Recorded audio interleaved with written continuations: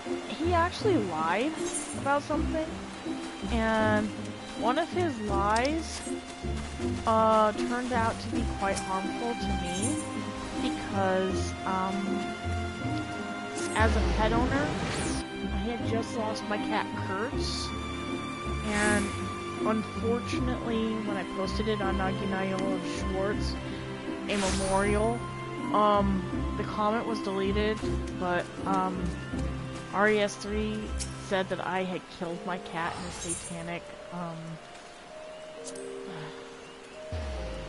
in a satanic way, because I'm a practicing Wiccan. He used my faith. He also claimed a racist tangent, which, by the way, I cannot tell you any more than that. That is one, racist, and two, I'm not even German, so I don't understand that one, because I may have Dutch in my family. Being Dutch does not mean I'm German. So, yeah, that was a faux pas on him. But what happened to me, to this day, I cannot fathom or talk about without almost going into tears, because this was my cat, and I was a mom. I was a cat mom, and that was my baby, and my baby died. My cat died. All because of what he did. And that depressed me, because my cat was less than a year old, and he was killed by a wild animal. And I don't know how else to display or explain this to people without me becoming emotional. It just wasn't a fair thing. And what happened next?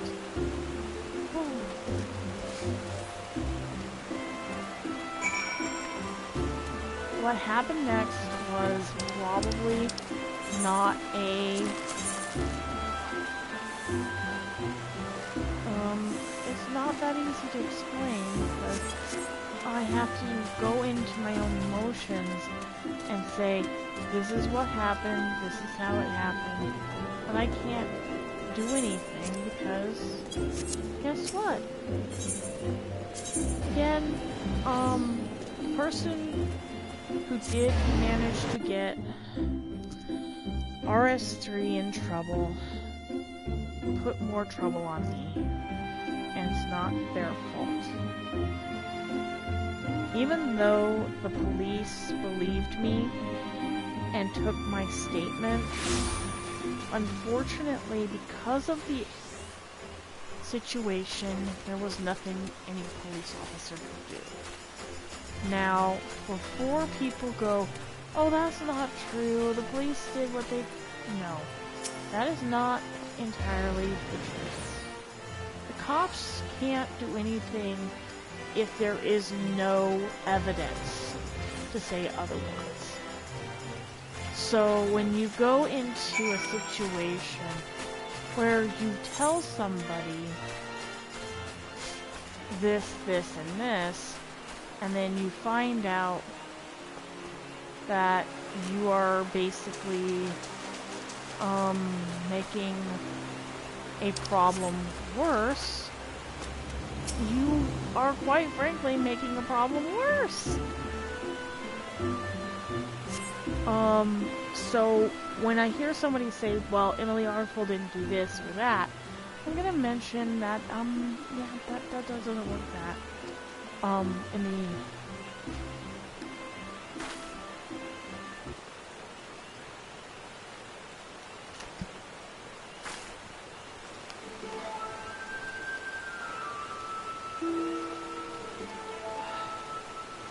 Well, that's a frightening thing to look at.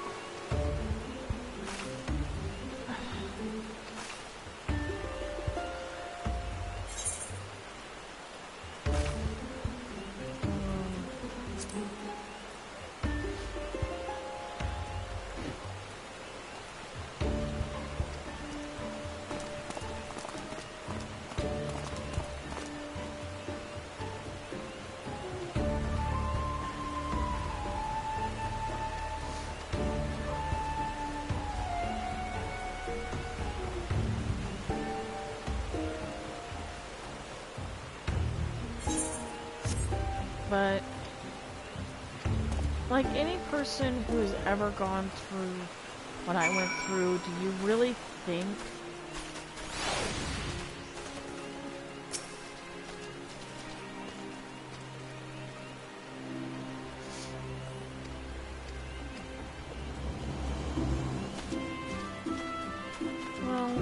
let me just say that the worst part about the whole incident had me wondering what I should talk about when it comes to this situation. To answer a question of the person who had some doubts, who is from the UK, no, you're not the only one that has doubts, because in other countries, the United States has one of the worst track records when dealing with people who have sexual assault or have been sexually assaulted. The reason why is because of the believability. I went through that with due to this, I had to deal with a lot of crap. And if I were to tell you how many times people have said, oh, you're lying, blah, blah, blah, the issue doesn't go away as quickly as you think it does, because of the believability of the victim versus the believability of the other popularity of the people involved. FYI, if you are a person who has been stalked, guess what? Chances are you will not be able to do one of the following.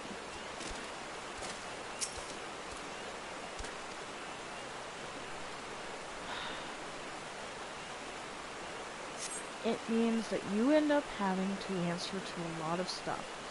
Even if you go to the police and talk to them,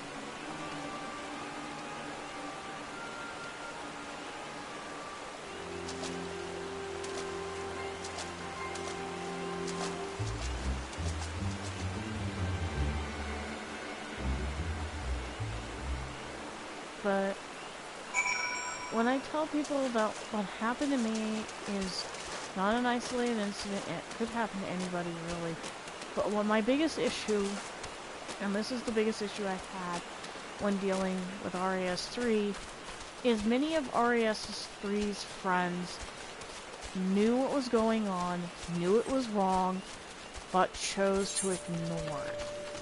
Now, I don't tend to pretend to understand why I got ignored. Now, because of the that situation, because of the itchiness of it, I chose to follow my senses and not report anything. Unfortunately, someone else did the reporting. I never called the cops. I never filed a report. What I did file was a complaint. People like RAS3 treated me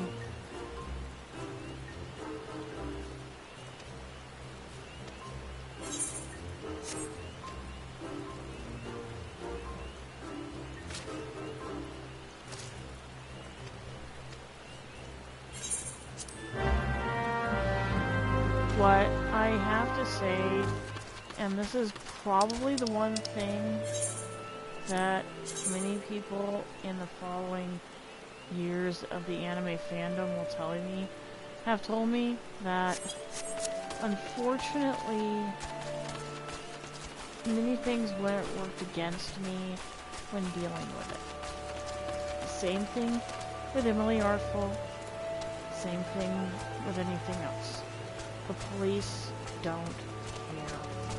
They would rather cut the corner and treat it like it isn't a real deal. Being a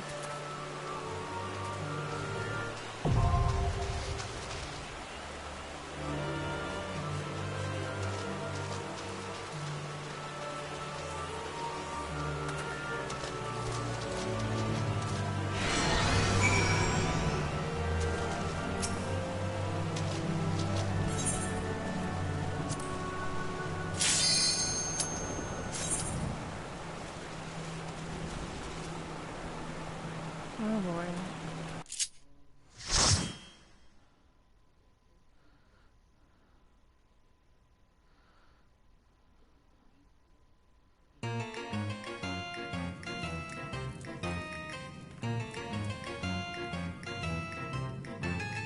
Oh goody.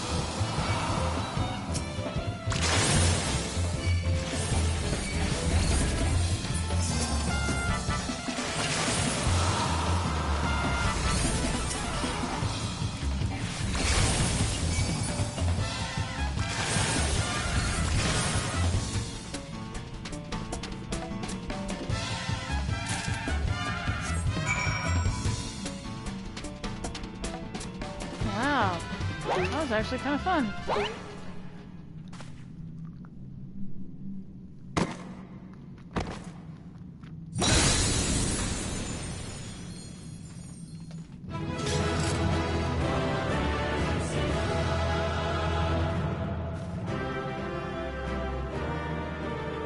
Now that we got off that tangent.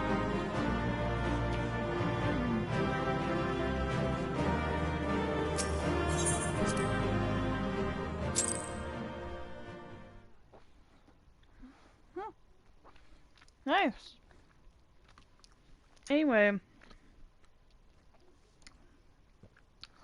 the other issue I'd like to discuss actually falls along the line of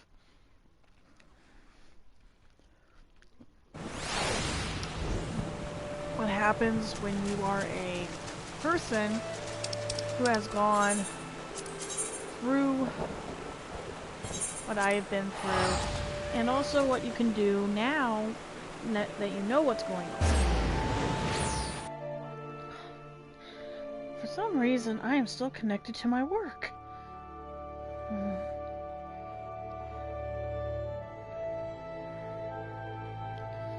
So, my biggest...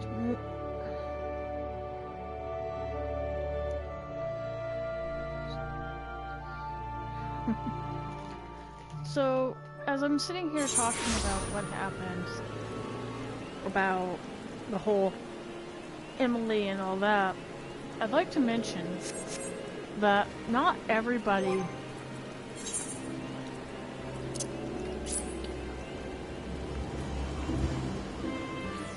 in my years of attending a convention, or even on YouTube,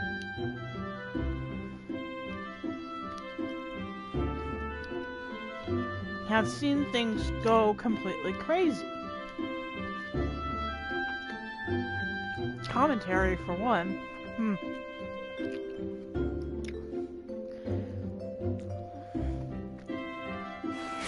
I would say the most interesting thing about commentary. Now, before people hop on and ask why I'm commenting on commentaries,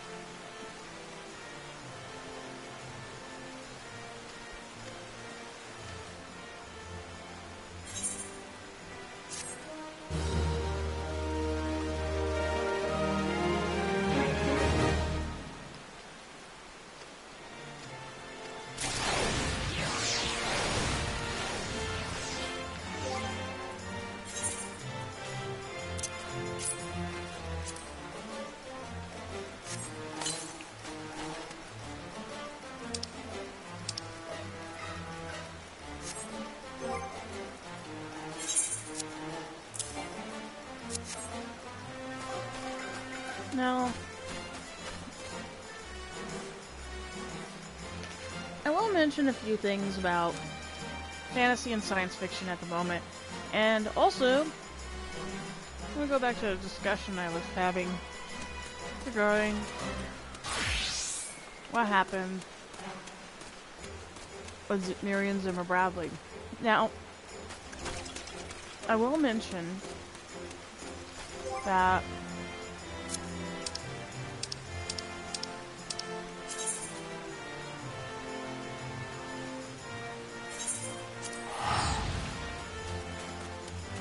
what happened in regards to what was mentioned by Hurley and about all the other things that happen when it comes to mangaka,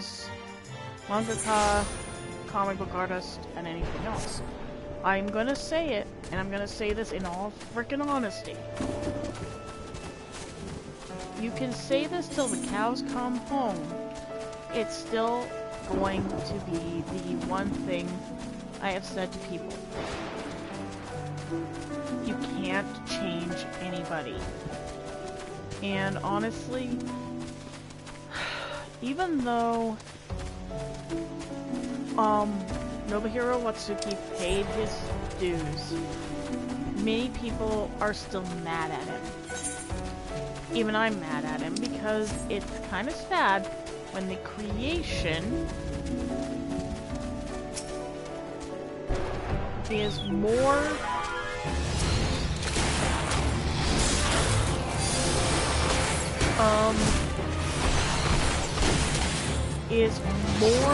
than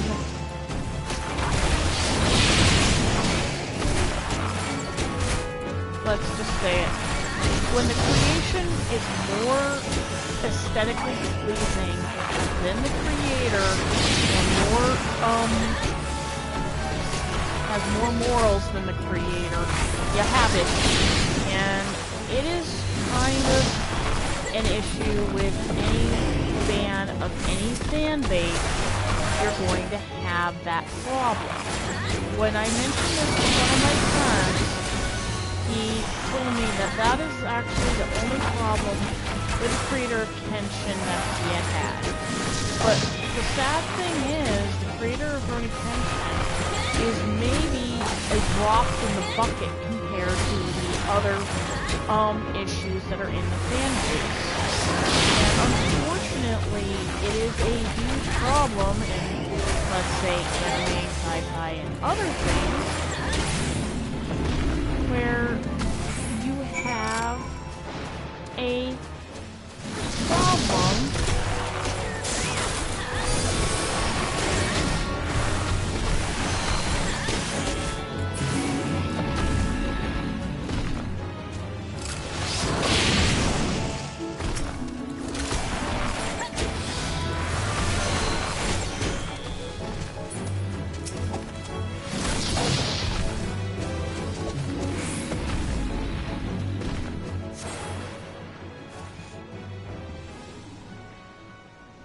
creator is definitely, when the creator does something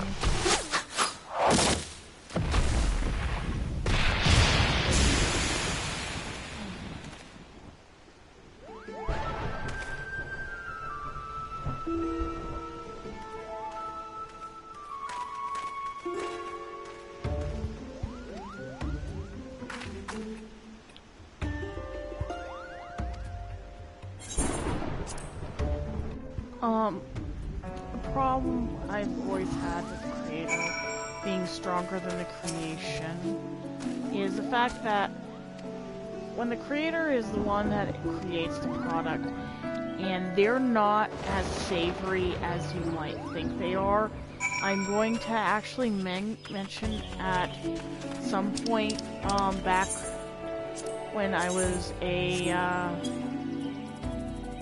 when I was a Roni fan, there was a few times that I have mentioned this to people, that on many occasions back in my time being a fan, you will get those people who aren't very savory, who aren't very nice, who do these things. And unfortunately, my parents taught me, if it looks like a duck, quacks like a duck, it's most likely a duck. But problem persists, and this is a persisting issue within the fan base, and this is my issue with the fan base. One, it is not the fault of the creation to fall into the stand of the creator. Now, separating the art from the artist is kind of difficult when you realize that the artist is the one who is the one at fault. When you have the one who is at fault called out, you tend to have the one problem. The fans don't like it. Now, unfortunately for Nobuhiro and Kenya, it's going to be a lot worse. Or Kenya Suzuki, it's going to be a lot worse for you guys. Because, guess what? It has become a moral issue. Whether or not you like the material, like I like Kenshin, I love Kenshin, but Kenshin is no longer a product of Nobuhiro Watsuki anymore. He gave that up when it became public. When it became public, he gave up. You give up the name of the product, and unfortunately, in the case of Nobuhiro, you are going to have the most irritating issue ever, and that is dealing with people like myself, who is a fan, who is going to call the moral conflict out. Moral conflicts come out every time a creator, well, quite frankly, fucks up. Which is often. But we have two separate issues. One, the creator makes something that is part of public consciousness. If you are a fan of, say, Mists of Avalon, and you find out that, well, you find out that person that you are friends with, oh my god, I'm gonna have to say it, is a complete and utter asinine ass. Possibly the only way I can tell you is, well, it is not the most pleasant thing to tell somebody, but here I go. And I'm going to be pretty candid. When the creation is more moral than the creator, you're going to have a conflict of interest. By the way, conflict of interest.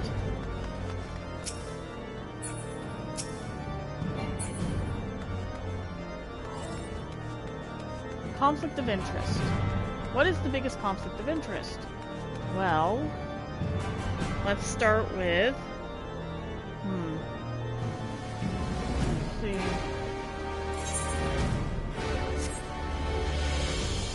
Let's start with the biggest conflict of interest that you're going to have. Whether or not you should continue watching a series even though you know that the creator is the problem. Well, unfortunately, that was a big issue with the Rurouni Kenshin series because I was committed to finishing off the TV series. And finish the entire... I have Season 1, Trust and Betrayal, all of that right there on my desk. Right in front of me. And do I have very big issues with that? Yes. And one of the biggest issues anyone can come up with is what do I do with it all if I have to get rid of it? Because, quite frankly, I can't. In good conscience, get rid of it. I can't get rid of it because I have spent years upon years collecting it. Do I just throw it away? Or do I keep it? Or my favorite. What do I do if nobody wants it? I could donate it all I want. It's not going to matter. You're asking me, do I really want to do something that could be construed as possible fact that I have a product that may actually be a problem. I do. I have a product that could be considered an issue. And unfortunately, it is not uncommon to fall into that trap. What I have is what I got. Do I dare keep it? Do I dare keep something that could be considered something that could put me and my own morals at risk? Unfortunately, that is the case right now, is I have all this Roni Kenshin stuff, and yet, I'm expected to get rid of it. I'm expected to be morally aware that I am not supposed to have it. Unfortunately, when you are a person not in control of the thing, you have a problem. My issue has always been, why do I keep it?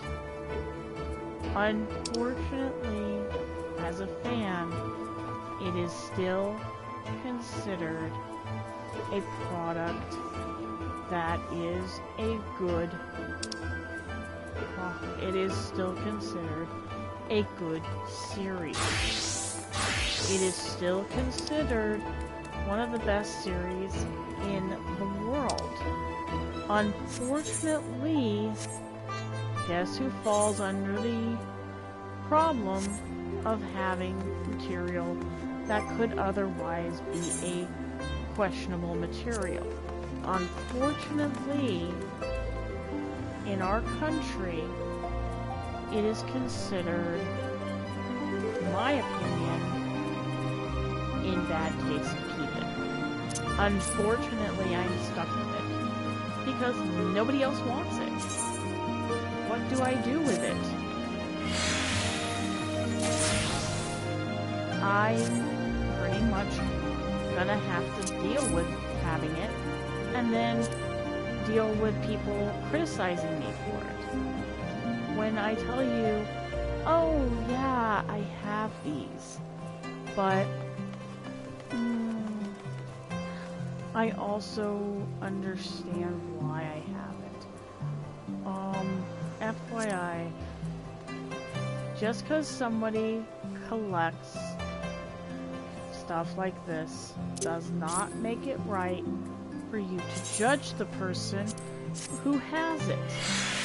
Do I know that the creator of Kenshin is a pedophile? Yes.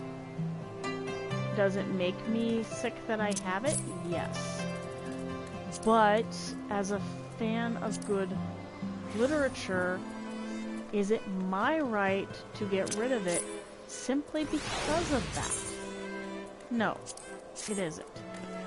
FYI, it is not up to you to decide whether or not a person keeps something. I'm just mentioning it now so that you can understand where I'm coming from. I don't have a problem with anyone who wants to get rid of the item because to you it's now cursed. But just so you're aware, it doesn't stop people from collecting it. Because it is a piece of history. Unfortunately, it also falls under another problem. How many of you have ever heard of this conundrum where you have a product, you know its history, you know who made it, and it's somebody who is not the most awesome person in the universe? Well, let's talk about something in history.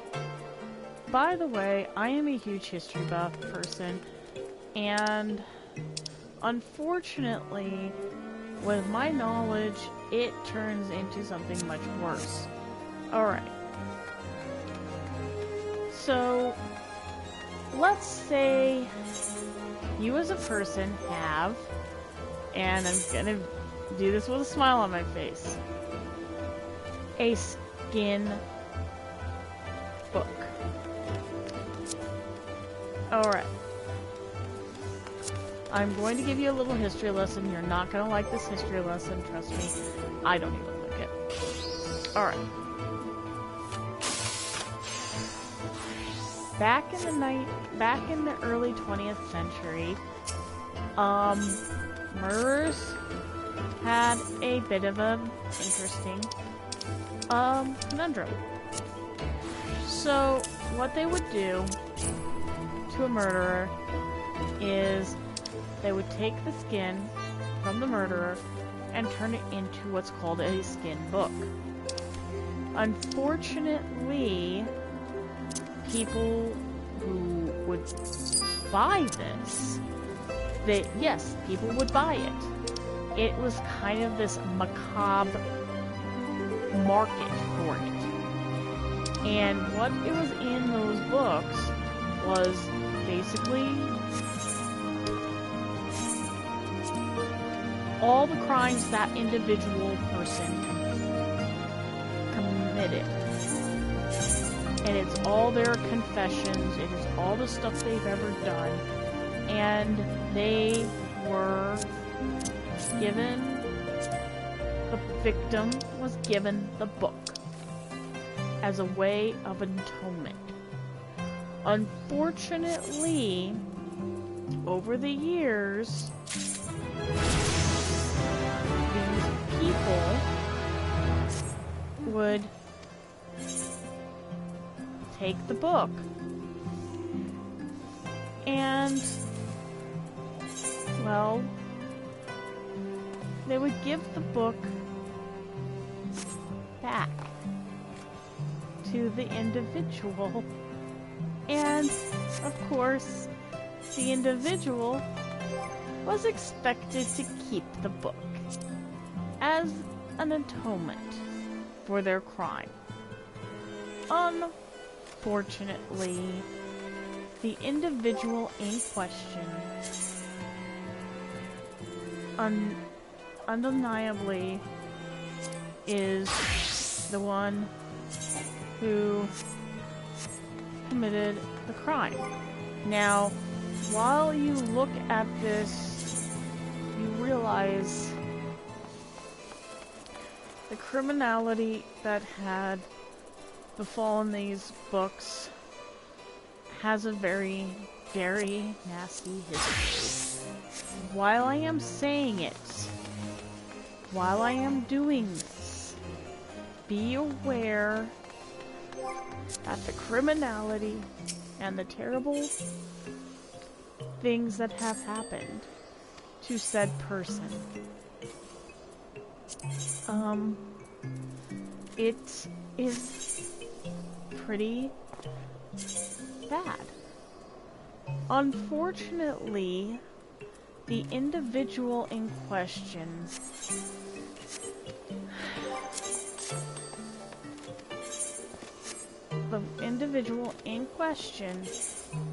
became,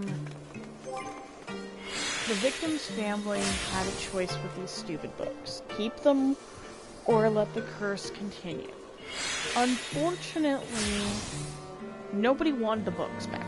Nobody wanted these books. Not even the family of the convicted killer wanted these books. Nothing will tell you more tellingly about what was the motivation about this horror story?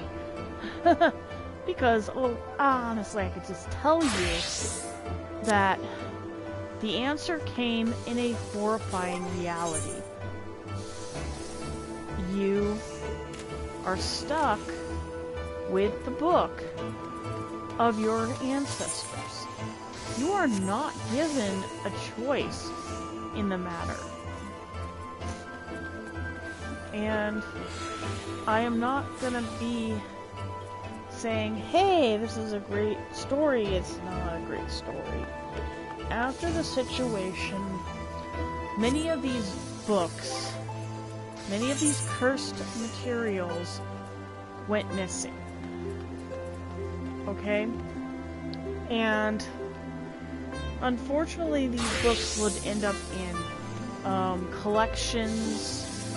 They would be given as gifts to relatives. People gave them not knowing that they were made out of human skin. They thought they were made out of animal hide until somebody told them, and then the grotesque history of these books came to light. Unfortunately, many ghost stories were surrounded these books, and also the worst part is the macabre history got more terrifying.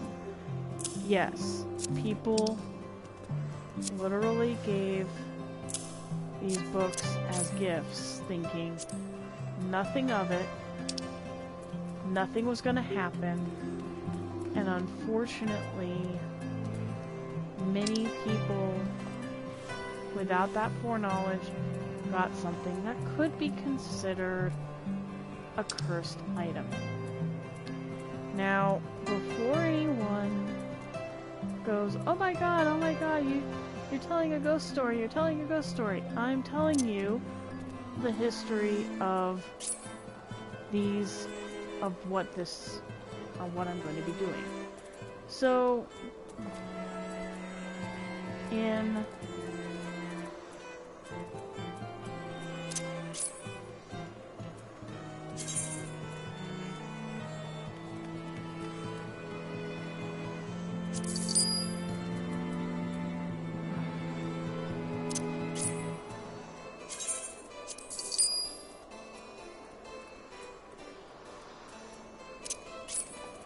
So, after all of this, everything turned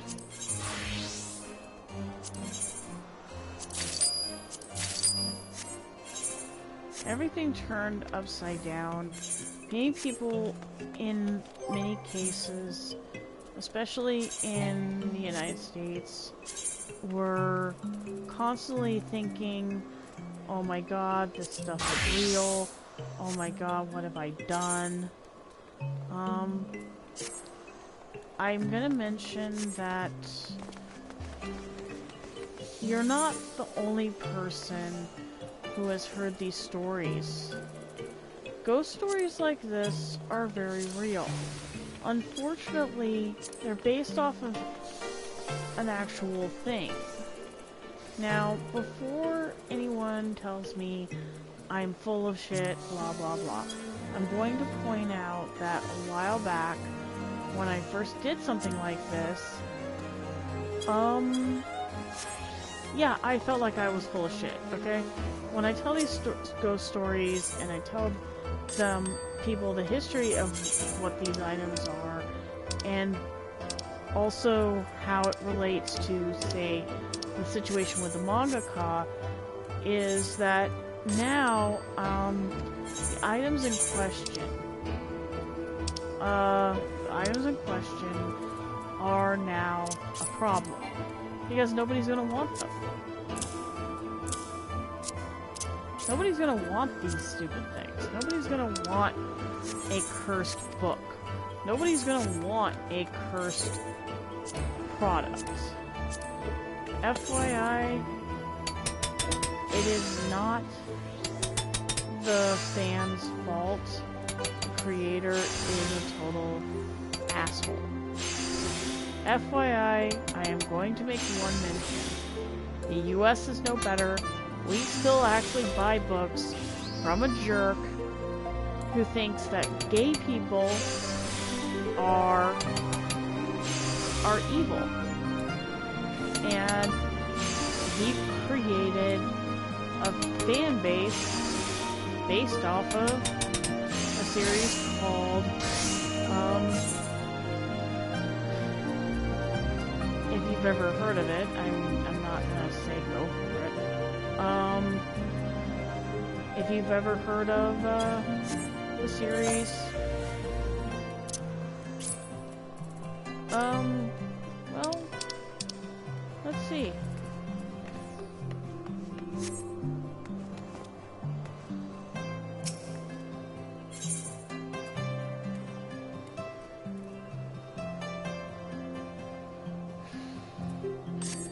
Can I say that the worst thing I could probably say to anybody who is a fan of Rurouni Kenshin is, at least he isn't like Marion Zimmer Bradley. Even I cannot tell you how much I hate that woman. And how much she did to hurt a fandom I am part of. FYI, the woman, quite frankly, deserves no respect. FYI, the woman deserves zero respect. She gaslit her own kids. She lied on the stand. She told nothing but lies. And then we were expected to believe her? How is that even a human trait of garbage that a woman who we were supposed to admire for her artistic talents turned out to be a walking, talking snake? Yo, I am just putting it out there. I am just saying that, yes, I know the woman is a walking, talking snake. I know she is abysmal. She is a shitty human being. She has hurt her family. She has hurt her... Yeah, I know. And yet, here we are in 2022, and it boggles me. How can somebody be that tone deaf? Okay? Is she tone deaf? Yes. Is she a... Yes. Does she deserve, punishment for what she does? Oh, hell yes. And I'm sorry to be one of those people who believes that justice was never served for the victims. The victims never got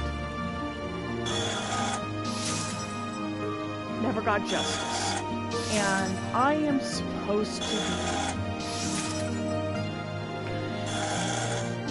I'm supposed to say, yes, Miriam, I'm so sorry that you had to... No, bitch. You hurt many, including your own kids. And no, you don't deserve forgiveness. No, you do not deserve respect. You created garbage. You created a garbage series and expect us to be, supportive. Right. I'm supposed to support you. Go screw yourself. So, if you are a fan of Marion Zimmer Bradley, I'm just gonna tell you to your face, screw you. Screw that. Screw whatever horse she rode in on. I'm just not her. I'm not there for her. I don't support her. I don't support anything Marion ever made, ever did. I don't care if people think she is the hottest thing since sliced bread. She isn't. The human rights were destroyed when the bitch treated her children as if they did everything wrong.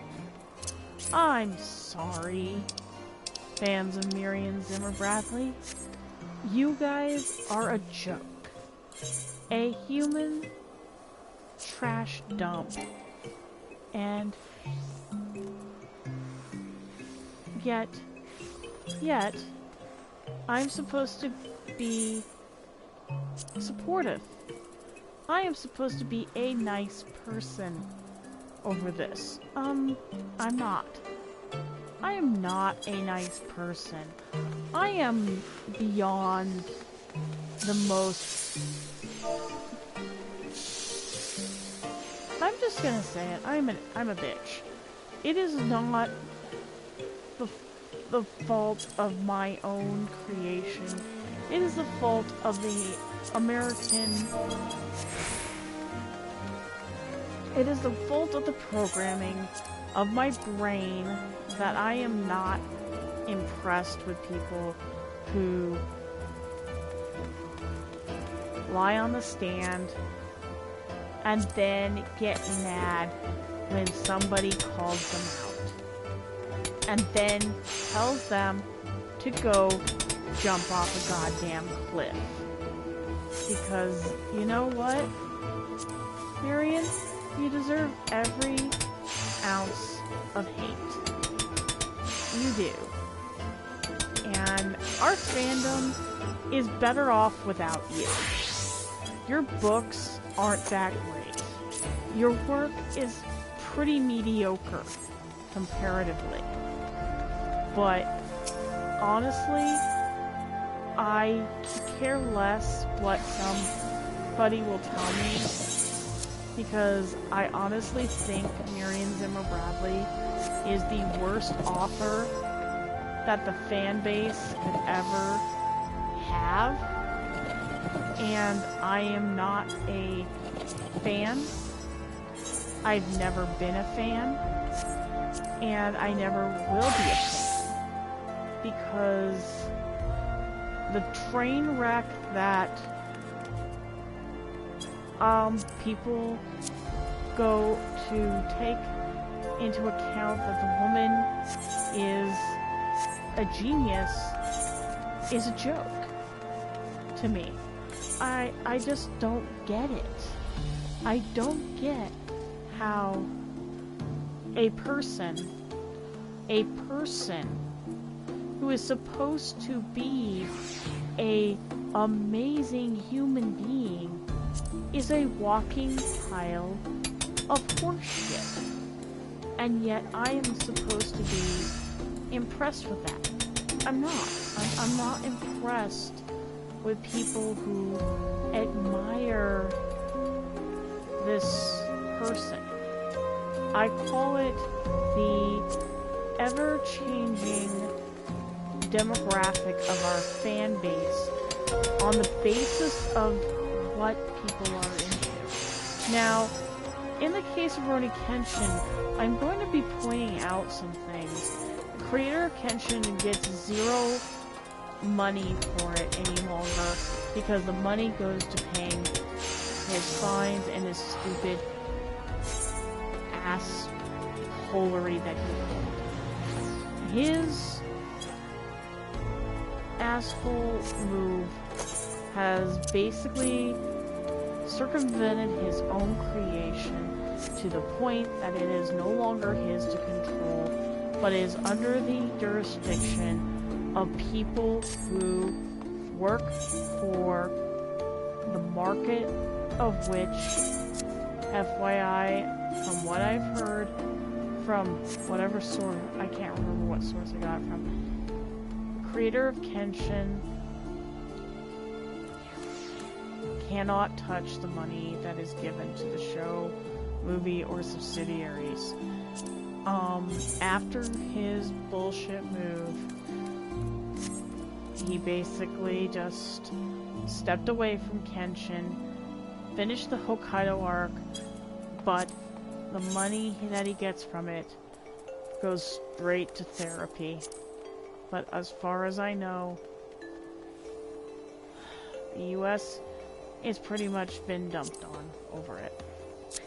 If you are a fan of Kenshin, continue watching, but be aware that what you do, what you say, and how you say it to the fans can get you in a lot of trouble. If you are a fan of Kenshin, and you are also a fan of, let's say, a lot of the other stuff out there, be aware that what you do can affect everything. Kinda sad, I know. But unfortunately, you are looking at the future of the fan base. Unfortunately for me, as a fan of Rurouni Kenshin, the entirety of the incident has robbed me of any joy I've ever had for a series. I honestly don't understand people who get on me for not liking Naruto, DBZ, or any of those other shows, because I quite frankly have no interest.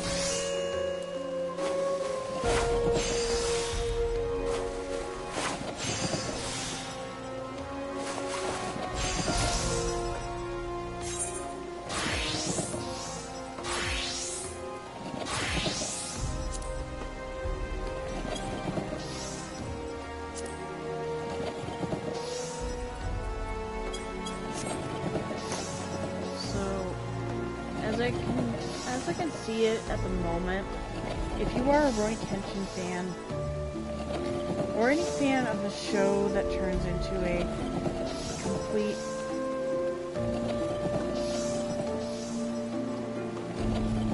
nightmare to you,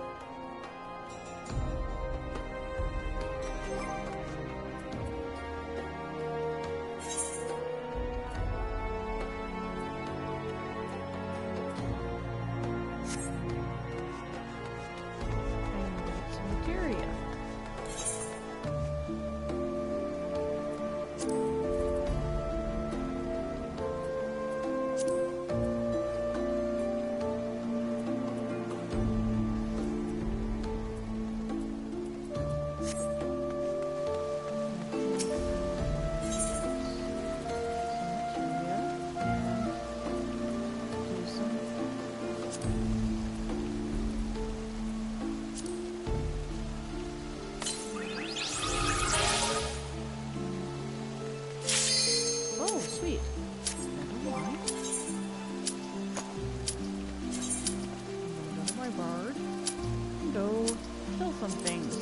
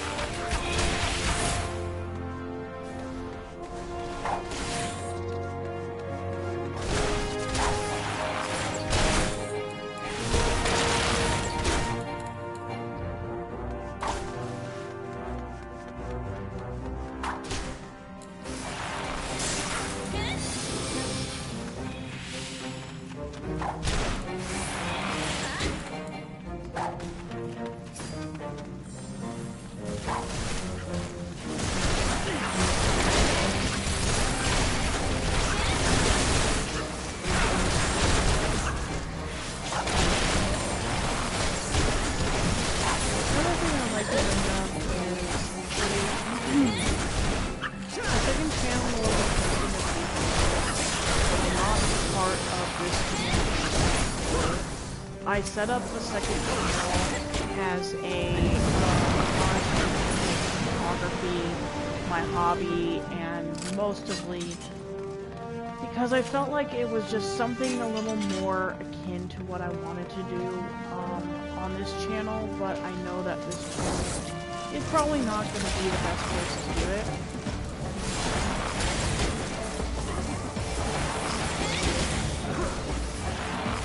Another thing is, scheduling on that channel is once a month.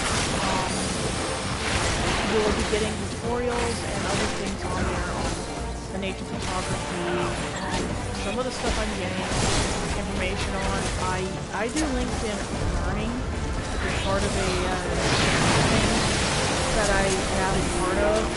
And by the way, if you are not aware of what LinkedIn Learning is, it's like Skillshare, except it's you pay $30 a month for it, and it runs similar to Skillshare, a little less.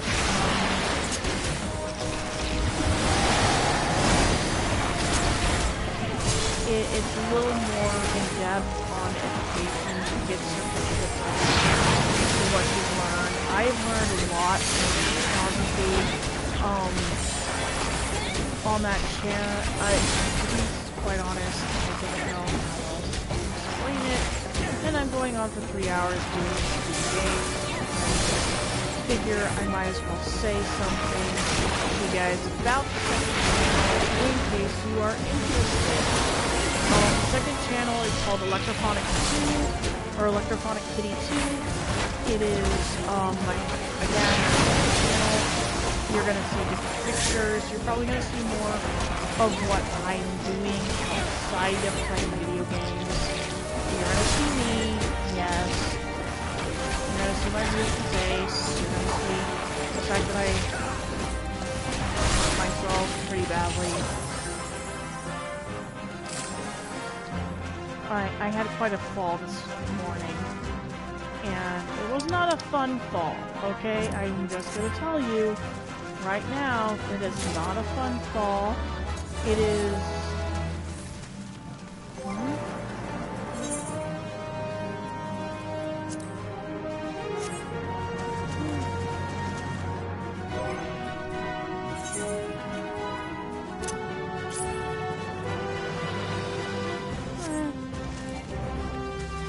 But, like I said, it wasn't a fun fall. It was really, really painful.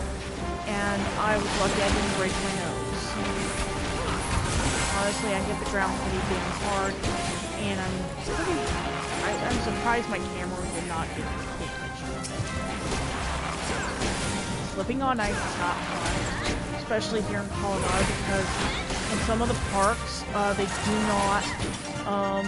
let me tell you, they do not maintain some of the paths or some of the trails as well as we think they should, especially in the inner city areas where I'm at right now.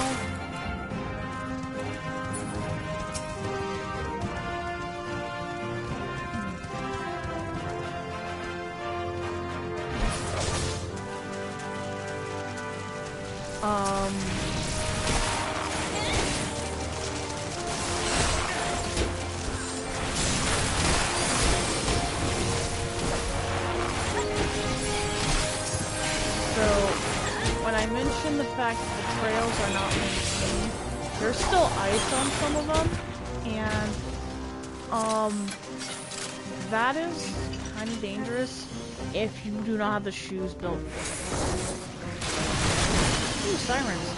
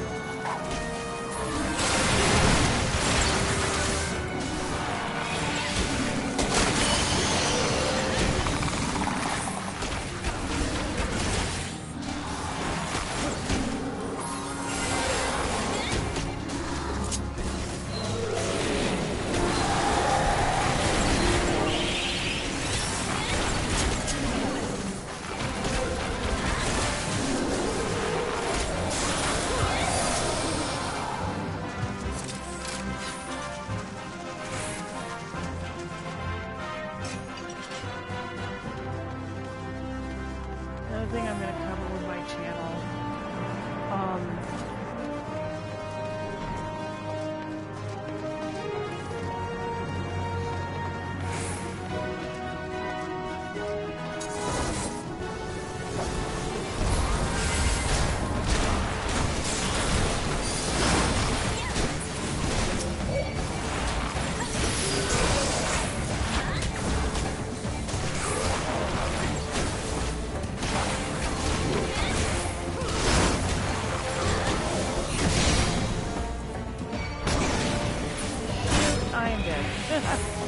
That was really painful.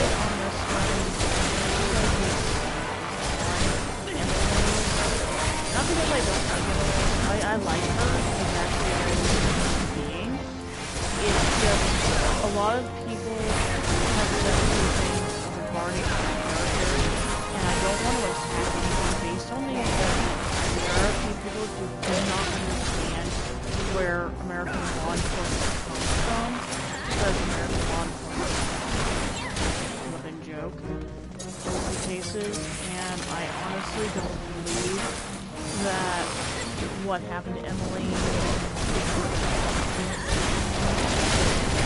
Let me just put it this way. I think what happened to Emily is the fact that people in other countries don't understand what the frick is going on and how it affects you. As someone who used to watch Shannon and thought she was a great person, or thought she was a great thing, I am still wrapping my head around the fact that this is actually having juror.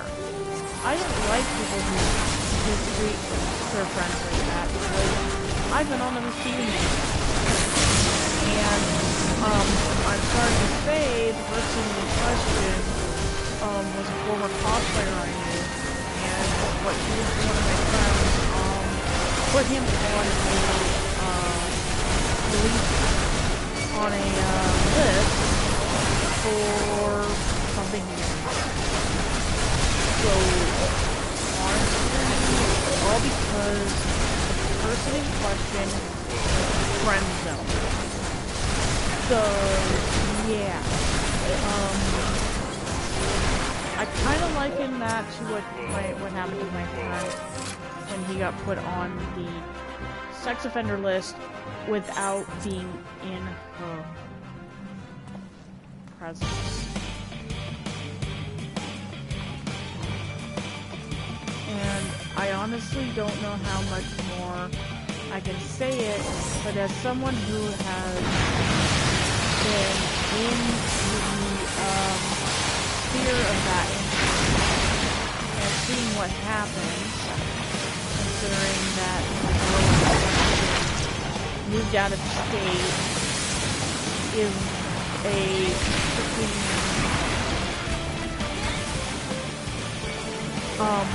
that's just keeping him on that list and not freaking doing, when he's not even doing anything to her or to anybody. He is basically sitting there at home. For the one that gets me is when he got told, well, maybe you should stop watching the anime, or maybe you should stop doing this, because it just makes you look bad. FYI, just because he did that does not... Okay, let me see if I can make this any more, clear. My friend was trained for SA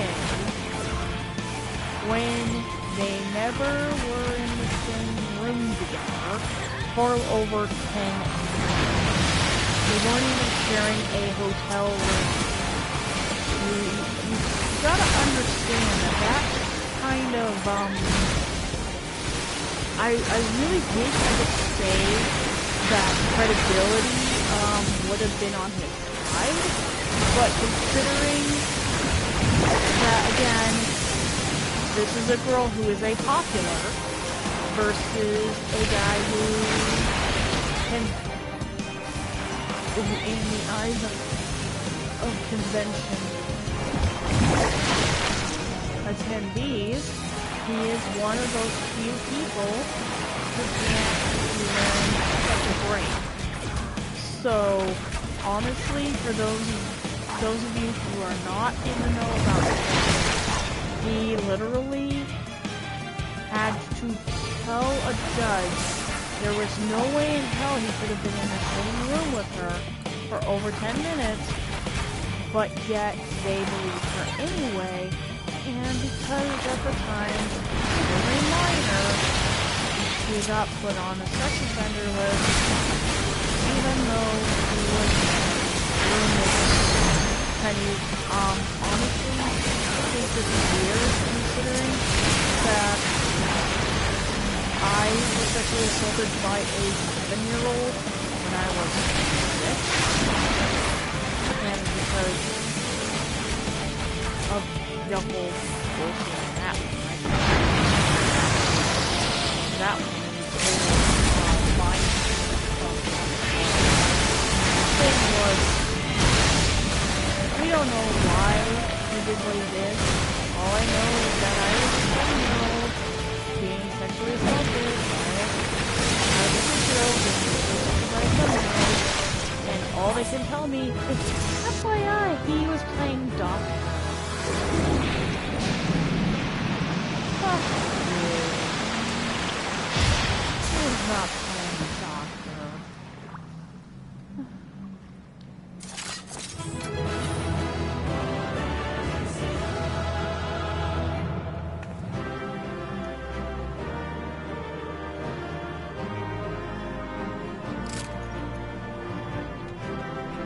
Just an FYI, if anyone wants to know what happened with said individual, it was a horrifying situation, and my story is a little worse because of the fact that the allegations were made back in the 80s.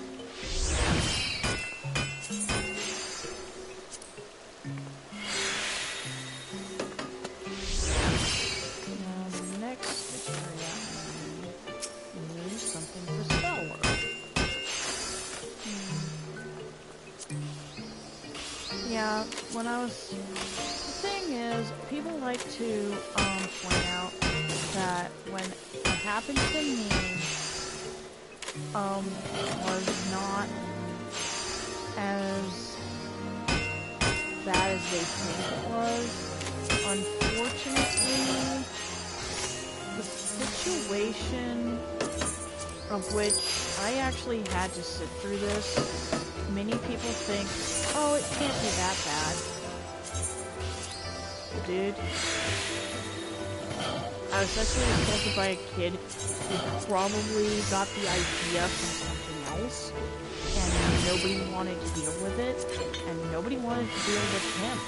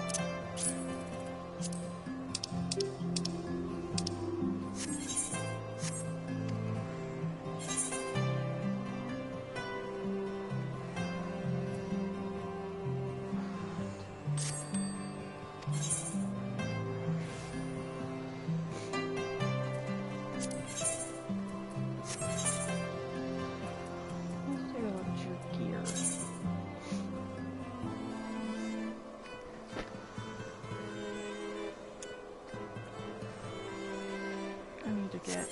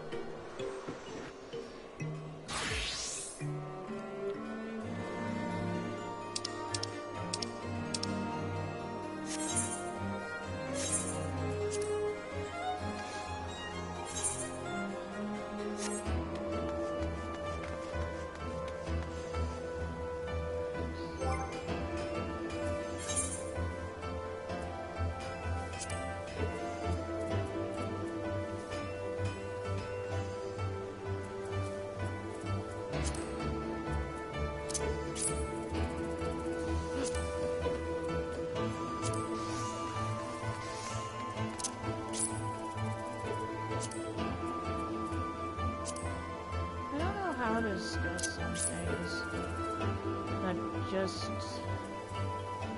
I don't know, it irritates me. At the same time I have to sit there and realize that there are people out there that probably don't understand that bullshit that I had to sit through as a kid. But then again, I went to daycare and my mom worked, so when people go, "Oh, you were in daycare? I'm so sorry." Like, you know what? I never picked my paths on this one, and it wasn't their fault that they had to work. Just so you know, it's not my parents' fault. They had to work.